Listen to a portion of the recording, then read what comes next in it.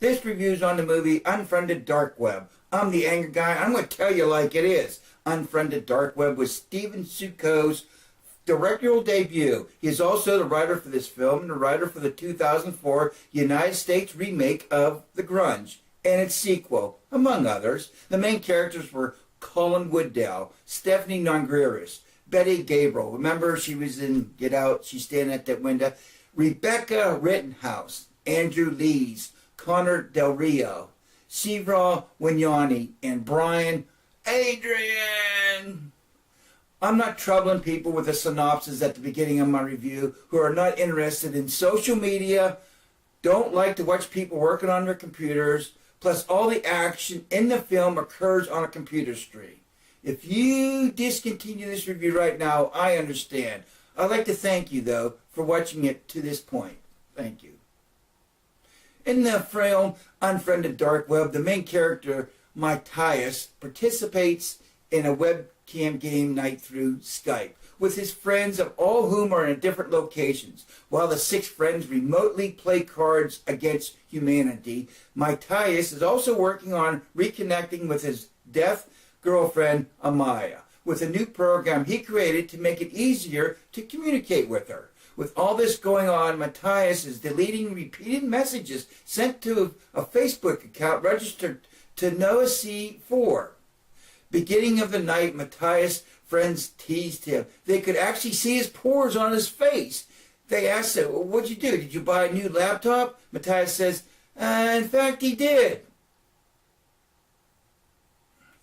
As the night goes on, one person from the group enters the dark web and clicks on a file which is filled with snuff films. But being even bolder, the same person steals $10 million worth of Bitcoin, and that's when the film turns into a horror film.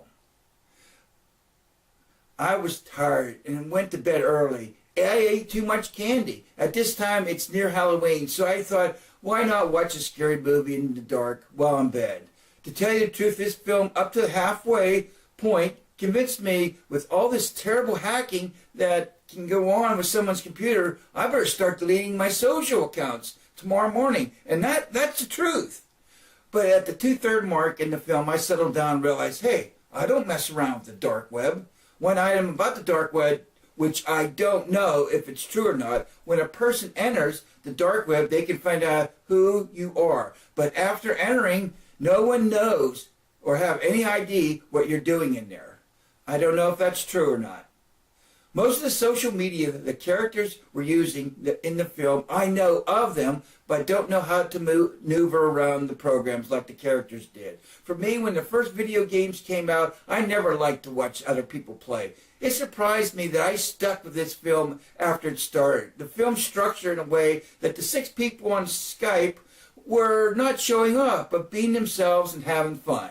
So for me, while watching, I felt I was part of what was going on. A lot of the messages that were on the screen, I couldn't read, but a person could tell what was going on by watching the characters' reactions. This was the first total different film for me. When the first film, Dark Web, came up, I disregarded it because I was prejudiced, thinking it was just about young person showing off their intelligence and savvy usage of their computers. Yes, I am interested in some social media. I don't like to watch people work on their computers. Plus, I like a film to move around and not to be so contained. But for some reason, I did enjoy this film a little bit. It was hard for me to stick with the movie at the beginning, but I'm glad I did. The acting was good. The idea was original for me because I didn't see the first Unfriended. Out of 10, I give this film a 6.5. Hey, thank you for watching and thank you for subscribing. The reason I think the evil guy's image was always distorted on the screen was he was wearing something, some type of phone jammer. What do you think?